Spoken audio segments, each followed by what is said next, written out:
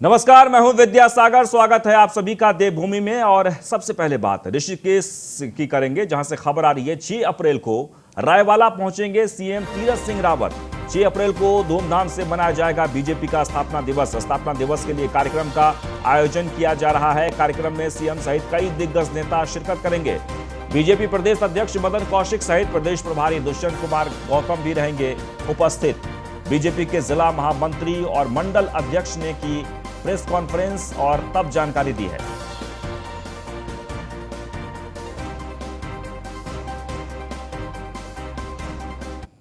ऐतिहासिक कार्यक्रम है और ऐतिहासिक इस दृष्टि से भी कि भारतीय जनता पार्टी का स्थापना दिवस 6 अप्रैल को पूरे देश में हम बूथ स्तर पर मनाने जा रहे हैं।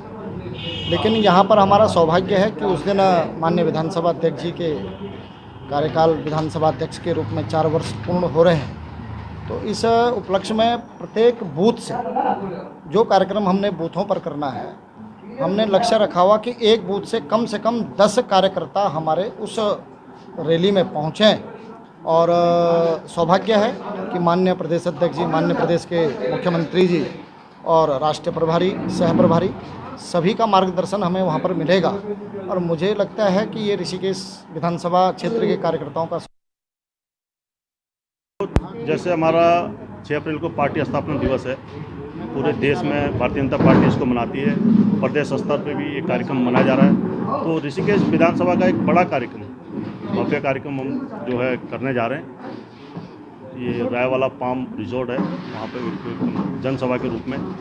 और इसी कार्यक्रम में हम माननीय विधानसभा अध्यक्ष जी के, जो हमारे क्षेत्र के विधायक भी हैं, उनके 23 मार्च को कार्यकाल पूरा होना था, 4 साल। तो ये कार्यक्रम हमारा 26 मार्च को रखा था। माननीय मुख्यमंत्री जी के अस्वस्थ होने के कारण ये कार्यक्रम 6 अप्रैल को, और उनके 4 साल सफलतम पूरे होने पर भी ये कार्यक्रम, भव्य कार्यक्रम मनाया जा रहा है, जिसमें हमारे प्रदेश के मुखिया रहेंगे, मुख्यमंत्री जी रहेंगे तीरथ सिंह रावत जी, और प्रदेश के प्रभारी राष्ट्रीय महासचिव दुष्यंत कुमार गौतम जी, और प्रदेश के अध्यक्ष भारतीय जनता पार्टी के मदन कौशिक जी, प्रदेश की सह प्रभारी रेखा अरुण वर्मा जी, ये सब हमारे मुख्य अतिथि के तौर पर कार्यक्रम।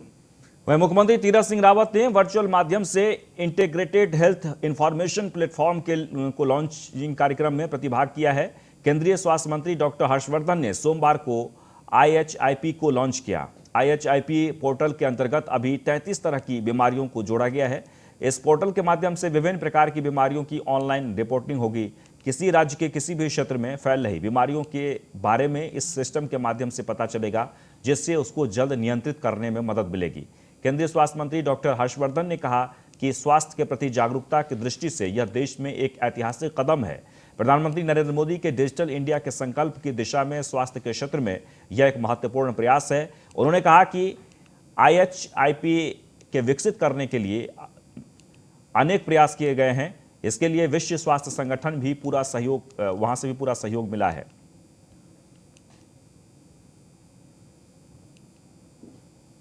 तो केंद्रीय स्वास्थ्य मंत्री ने कहा कि राज्यों एवं केंद्र शासित प्रदेशों से भी IHIP में पूरा सहयोग मिल रहा है। मुख्यमंत्री तीरथ सिंह रावत ने कहा कि IHIP के शुभारंभ होने से विभिन्न प्रकार की बीमारियों को जल्द नियंत्रित करने में मदद मिलेगी।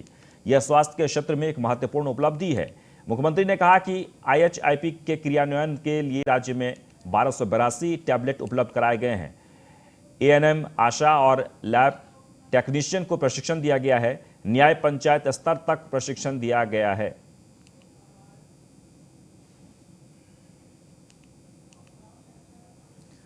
देहरादून से खबर है, जहां पर बीजेपी प्रदेश अध्यक्ष मदन कौशिक का 6 दिवसीय प्रवास कार्यक्रम है। 6 अप्रैल से 11 अप्रैल तक 6 दिवसीय प्रवास पर रहेंगे, यानी कि प्रवास कार्यक्रम है। अध्यक्ष 6 अप्रैल को उत्तरकाशी जनपद के लिए रवाना होंगे। 7 अप्रैल को प्रदेश अध्यक्ष की देहरादून में वापसी होगी। 8 अप्रैल को सल्ट विधानसभा चुनाव के प्रत्याशी के पक्ष में चुनाव जनसभाएं करेंगे। 9 अप्रैल को उधम सिंह नगर के प्रवास पर रहेंगे। वहीं बीजेपी अध्यक्ष 10 और 11 अप्रैल को सल्ट उपचुनाव के लिए भी पार्टी प्रत्याशी के पक्ष में प्रचार करेंगे।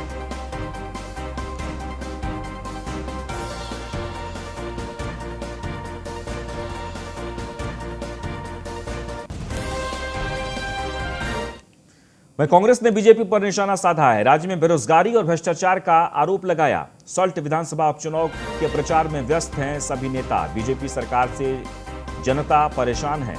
प्रदेश प्रभारी ने यह बात कही है। कांग्रेस जनहित के मुद्दों पर काम कर रही है। तो सल्ट विधानसभा उपचुनाव को लेकर पार्टी के सभी नेता, सरकार के मंत्री सब व्यस्त हो गए हैं और जनता काफी परेशान है। ये कांग्रेस के प्रभारी का कहना था। राजनीतिक दल और जब चुनाव होता है तो स्वाभाविक बात है, जो लोग चुनाव लड़ते हैं उनमें आपसी जो है चुनाव प्रक्रिया के तहत जो है संघर्ष होता है। कांग्रेस इस चुनाव को पूरी गंभीरता के साथ लड़ने का काम कर रही है। कांग्रेस का एक साथी, कांग्रेस का एक कार्यकर्ता पूरी जी जान से इस उपचुनाव को जीतने के लिए प्रयासरत है। जो हालात हैं, जो परिस्थितियां हैं, निश्चित रूप से वो कांग्रेस के पक्ष में है। आज हर स्थिति से आप भली भांति देखते हैं और मैंने कहा भी कि किसान भी सड़क पर, नौजवान भी सड़क पर, महंगाई चरम पर, अर्थव्यवस्था ध्वस्त, भ्रष्टाचार में डूबी तरीके से आज जन भावनाओं के अनुरूप क्षेत्र में अपना काम कर रही है। ये बात सत्य है कि भारतीय जनता पार्टी अपने संसाधनों का, अपनी सरकार की ताकत का हमेशा से मिसयूज करती आई है। लेकिन उत्तराखंड की बात करेंगे तो निश्चित ही मैं समझता हूं कि भारतीय जनता पार्टी के जो हथकंडे हैं उससे आज पूरी तरीके से लोग त्रस्त हैं। आज लोग बेरोजगारी की तरफ अग्रसर हो गए हैं। आज लोग महंगाई की मार झेल रहे हैं। आज लोग जो प्रदेश में भ्रष्टाचार है उससे पूरी तरीके से त्रस्त नजर आते हैं। वहीं मुख्यमंत्री तीरथ सिंह रावत जंगलों की आग की स्थिति पर नजर रख रहे हैं और आग बुझाने के गंभीर प्रयासों के निर्देश भी दिए हैं। उत्तराखंड में जंगलों की आग बुझाने के लिए 2 हेलीकॉप्टर भी लगाए गए हैं। एक हेलीकॉप्टर ने गढ़वाल डिवीजन के टिहरी क्षेत्र में झील से पानी के लेकर छिड़काव किया है, लेकिन कुमाऊं क्षेत्र में मौसम में धुंध होने के कारण हेलीकॉप्टर छिड़काव नहीं कर पाया है। वन विभाग के मुखिया पीसीसीएफ राजीव कहते हैं कि कल फिर आग बुझाई जाएगी। वन विभाग इस हफ्ते मौसम के बदलाव से बारिश होने का भी इंतजार कर रहा है। पीसीसीएफ राजीव भरतरी का कहना है कि वन विभाग के कर्मचारी, फायर वॉचर, स्थानीय फायर पुलिस, आपदा प्रबंधन विभाग और स्थानीय लोगों का सहयोग भी मिल रहा है। आज भी करीब दर्जन स्थानों पर जंगलों में आग धधक रही है, जिसको बुझाने की कोशिश हो रही है। वन विभाग के मुखिया राजीव भरतरी का कहना है कि जंगलों में आग रोकने के लिए जन सहभागिता को बढ़ाना होगा। हालांकि प्रदेश में जंगलों की आग रोकने को लेकर वन विभाग वर्ष भर ग्रामीण स्तर, ब्लॉक स्तर, जिला स्तर और राज्य स्तर पर जागरूकता अभियान कार्यक्रम चलाता है। पीसीसीएस का कहना है कि इस वर्ष सर्दियों में बारिश कम होने से सूखा और गर्मी ज़्यादा होने लगी है। साथ ही पिछले कई सालों से बारिश होने से जंगलों में आग नहीं लगी और चीड़ और साल के पेड़ों की पत्तियां जंगलों में ज़्यादा इकट्ठा होने से इस बार ज़्यादा आग भड़क रही है। देखिए, विभाग द्वारा जो परंपरागत तैयारी होती है अग्नि सुरक्षा के लिए, वो सारी पहले ही पूरी कर ली गई थी। फायर लाइनों का कटान, फुकान, फायर भटियाओं की मरम्मत और जो भी प्रशिक्षण, जागरूकता कार्यक्रम और उपकरण क्रय इत्यादि। और इस समय विभाग में 6 से 1000 से अधिक तो फायर वॉचर सीजनल बेसिस पे पहले ही लगाए गए थे। क्रूज स्टेशन पे क्रूज़ के रूप में संगठित करके दलों के रूप में अग्नि आग बुझाने के कार्य में। और जिन स्थानों पर समस्या अधिक गंभीर हो गई है तो वहाँ पे उनकी संख्या और बढ़ाई गई है। और जिला प्रशासन और पुलिस से निरंतर संवाद, समन्वय स्थापित किया जा रहा है। कुछ जिलाधिकारी ने, जैसे डीएम टेरी ने, उन्होंने डीएफओ को एसडीआरएफ से जो हमारे विभागीय बजट है उसके अतिरिक्त धनराशि उपलब्ध कराई है, अतिरिक्त वाहनों को। टिहरी से खबर है, जहां कोटी कॉलोनी से वनों में लगी आग बुझाने का प्रयास केंद्र सरकार ने शुरू कर दिया है। आग बुझाने के लिए भेजे हेलीकॉप्टर टिहरी झील से पानी भरकर आग बुझाने की कोशिश की जा रही है। तो आपको बता दें कि उत्तराखंड के जंगलों में आग लगी है और ये 10 दिनों से आग लगी है। आग लगातार फैलती जा रही है। ऐसे में टिहरी झील से भी अब हेलीकॉप्टर से जल उठाया गया है और फिर आग पर छिड़काव किया जा रहा है। आग बुझाने के तमाम प्रयास किए जा रहे हैं। टिहरी झील से पानी भरकर आग बुझाने की कोशिश हो रही है।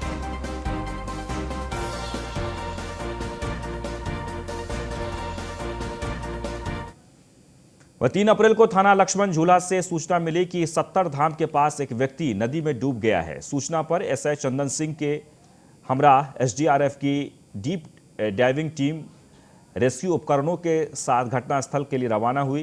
टीम द्वारा घटनास्थल पर गहन सर्चिंग की गई, लेकिन उपरोक्त युवक का कुछ पता नहीं चल पाया। युवक की सर्चिंग के लिए एसडीआरएफ टीम द्वारा अभियान चलाया गया है।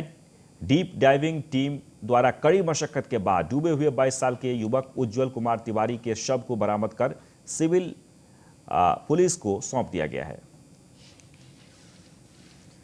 आगे बढ़ते हैं। देहरादून से खबर है, बीजेपी जंगलों में आग को लेकर गंभीर है। केंद्र सरकार ने 2 हेलीकॉप्टर भी उपलब्ध कराए हैं। दोनों हेलीकॉप्टर आग बुझाने के लिए कार्य में लगा दिए गए हैं। कांग्रेस को बीजेपी प्रवक्ता विनय गोयल का जवाब, यानी कि बीजेपी की जो प्रवक्ता है वो कह रहे थे कांग्रेस हर मुद्दे पर बयानबाजी करती है। जन सहभागिता वनों की आग को रोकने में महत्वपूर्ण है।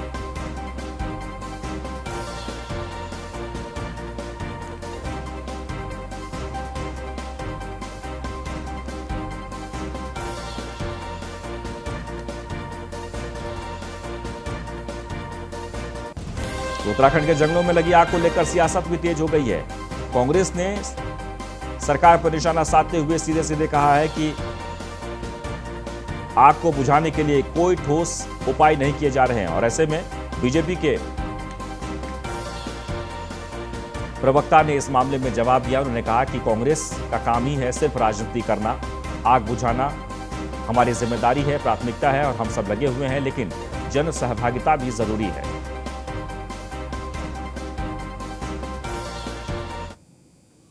देखिए, मुझे लगता है कि कांग्रेस के पास मुद्दों का भारी अकाल है, इसलिए वो हर ऐसे अवसर की तलाश में रहती है कि वो इसको एक मुद्दे में परिवर्तित कर सके।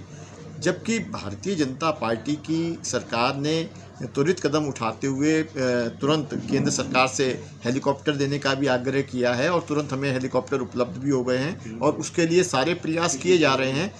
केंद्र सरकार और प्रदेश सरकार किसी भी प्रकार की कोई कोताही नहीं बरत रही है। लेकिन इस वर्ष जिस प्रकार से पिछले अनेकों वर्षों का रिकॉर्ड तोड़ते हुए पिछले दिनों गर्मी अचानक बढ़ी, उसके कारण से मुझे लगता है थोड़ा सा विपरीत परिस्थितियां बनी और इस प्रकार की आग लगने की घटनाएं सामने आ रही हैं। लेकिन हमारी सरकार तुरंत उस पर काम कर रही है और शीघ्र अतिशीघ्र उन पर। हरिद्वार पहुंचे आरएसएस प्रमुख मोहन भागवत। आपको बता दें कि हरिद्वार में इस वक्त कुंभ मेले का आयोजन हुआ है और 2 दिन के कुंभ प्रवास पर पहुंचे हैं आरएसएस प्रमुख मोहन भागवत ने आज गंगा में डुबकी लगाई है। हर की पैड़ी पर गंगा स्नान के साथ साथ पूजा अर्चना भी की और इसके बाद कई कार्यक्रमों में शामिल हुए आरएसएस प्रमुख। तस्वीरों में आप देख सकते हैं हरिद्वार की तस्वीर, जहां 2 दिन के कुंभ प्रवास पर आरएसएस प्रमुख मोहन भागवत पहुंचे हैं। आज आस्था की डुबकी लगाई और मां गंगा की पूजा अर्चना भी की। आगे बढ़ते हैं। रेल विभाग द्वारा हरिद्वार ब्रह्मपुरी पोस्ट ऑफिस मार्ग बंद किए जाने से नाराज ब्रह्मपुरी की जनता ने पूर्व कृषि उत्पादन मंडी समिति अध्यक्ष भाजपा नेता संजय चोपड़ा की अगुवाई में रेल प्रशासन के खिलाफ जोरदार प्रदर्शन किया। साथ ही मार्ग पर अंडरपास या रेलवे लाइन के ऊपर पुल बनाए जाने की मांग की। ब्रह्मपुरी क्षेत्र में लगभग 10 से 11 हजार लोग निवास करते हैं। अंग्रेजों के शासनकाल में लोगों के लिए स्कूल बनाया गया था।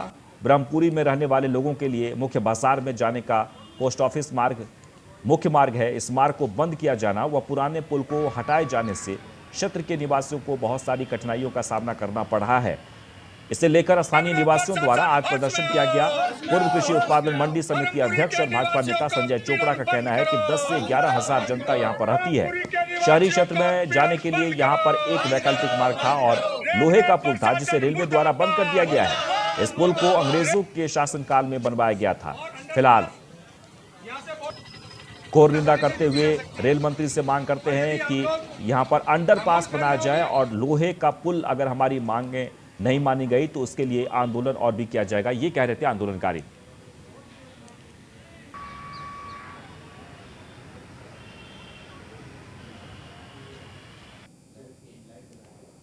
यहाँ पर जो है लगभग 10 से 11 हज़ार जनता यहाँ पर रहती है, जो सीधी शहरी क्षेत्र को बिलोंग करती है। और शहरी क्षेत्र के आवागमन के लिए एक वैकल्पिक मार्ग था यहाँ पर, जो लोहे का पुल था, जो मैं समझता हूँ ब्रिटिश हुकूमत के दौरान यहाँ पर बनाया गया था। जब ये सुरंग बनी होगी, जब आगे की दूसरी सुरंग बनी होगी, जब ये रेलवे लाइन डली होगी, उस दौरान ब्रिटिश हुकूमत ने भी इस चीज़ का ध्यान रखा कि यहाँ की जो जनता है किस प्रकार से आवागमन करेगी, उसके लिए लोहे का पुल बनाकर एक विकल्प के रूप में तैयार किया। लेकिन रेलवे प्रशासन द्वारा एक तुगलकी फरमान जारी करके जिस प्रकार से यहाँ की जनता का जो आगे बढ़ते मेलाधिकारी दीपक रावत एवं वरिष्ठ पुलिस अधीक्षक कुंभ मेला जन्मेजय खंडूरी ने नारसन बॉर्डर का औचक स्थलीय निरीक्षण किया है। मेलाधिकारी ने नारसन बॉर्डर पर उपस्थित ज्वाइंट मजिस्ट्रेट रुड़की नमामि बंसल से बसों और निजी बसों और अन्य वाहनों से आने वाले यात्रियों के पंजीकरण, RT-PCR जांच, कोविड निगेटिव रिपोर्ट और मेडिकल सर्टिफिकेट आदि की जांच की व्यवस्था की जानकारी ली। उन्होंने साथ ही जिनके पास 72 घंटे के अंदर की निगेटिव रिपोर्ट न होने पर उनकी जांच कराने या फिर उन्हें वापस भेजने के निर्देश भी दिए हैं। उन्होंने वहां पर शौचालय, पीने के पानी, साफ सफाई आदि की भी जानकारी ली है। मेलाधिकारी ने कहा कि जो श्रद्धालु कुंभ नगरी हरिद्वार मेला क्षेत्र में आना चाहते हैं, उन्हें कुंभ की वेबसाइट पर पंजीकरण कराना होगा, जिसके लिए स्वास्थ्य प्रमाण पत्र, फोटो पहचान पत्र और RT-PCR निगेटिव रिपोर्ट भी लाने।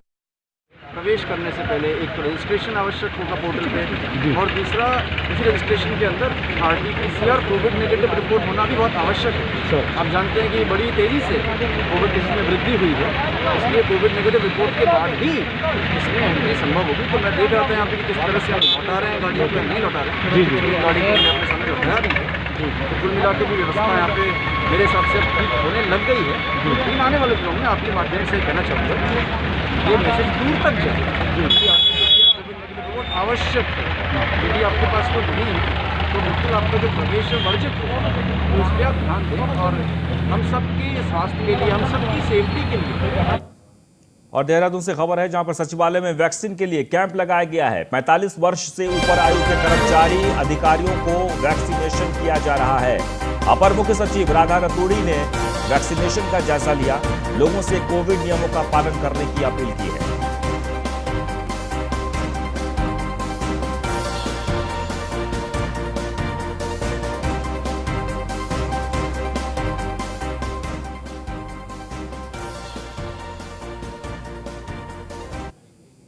पौड़ी से खबर है, जहां पर SSP रेणुका देवी ने जारी किए हैं दिशा निर्देश। कोविड नियमों के पालन को लेकर ये दिशा निर्देश जो कि पहले से जारी किया गया है, उसे सख्ती से पालन करने के निर्देश दिए गए हैं। कोरोना को हराने के लिए लोगों को जागरूक किया जा रहा है। दुकानदारों से भी की गई मास्क पहनने की अपील। प्रदेश सहित जनपद पौड़ी में बढ़ते कोरोना के केसेस को देखते हुए पुलिस प्रशासन एक बार फिर से गंभीर हो गया है। इसके मद्देनजर चौकी इंचार्ज सूरज शर्मा की ओर से मुख्य बाजार में व्यापारियों, वाहन चालकों और आम जनता को कोविड-19 के सभी दिशा निर्देशों का सख्ती से पालन करने के लिए कहा गया है। सूरज शर्मा ने बताया कि जिस तरह से देखिए, अभी जैसा कि आप जानते हैं कि पूरे विश्व में और हमारे देश में जो कोविड-19 के केसेस है वो बहुत ही तेज़ी से बढ़ रहे हैं। तो इसमें हमारी जो राज्य सरकार की गाइडलाइंस और प्लस प्रशासन की जो आदेश निर्देश है, और इसमें यही है कि इसमें जो विशेषकर सोशल डिस्टेंस और मास्क और सैनिटाइज का जो ये 3 मुख्य रूप से जो बातें हैं, इसी मकसद से हमारी जो जिले की पेयजल मंत्री बिशन सिंह चुफाल पहुंचे। लालकुआं बिशन सिंह चुफाल ने सभा को संबोधित किया। आपको बता दें कि उत्तराखंड सरकार अच्छा काम कर रही है, उन्होंने ये बात कही है। पेयजल की समस्या को लगभग खत्म कर दिया गया है। कैबिनेट मंत्री बनने के बाद पहली बार लालकुआं पहुंचे पेयजल मंत्री बिशन सिंह चुफाल, जहां कार्यकर्ताओं ने उनका पूरे जोश के साथ भव्य स्वागत किया। एक सभा को संबोधित करते हुए बिशन सिंह चुफाल ने कहा कि उत्तराखंड सरकार बहुत अच्छा काम कर रही है और समय समय पर लोगों के साथ कंधे से कंधा मिलाकर खड़ी भी रहती है।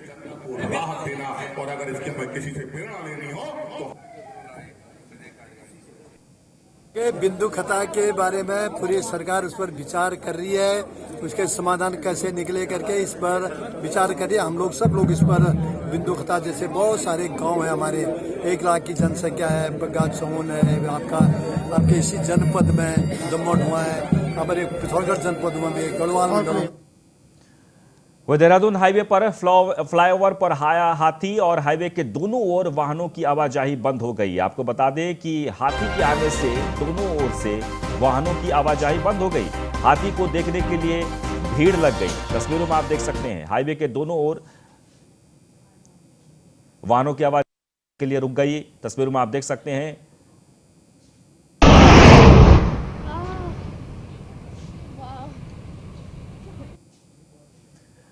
और इसी के साथ इस बुलेटिन में बस इतना ही, लेकिन आप बने रहें न्यूज़ 1 इंडिया के साथ।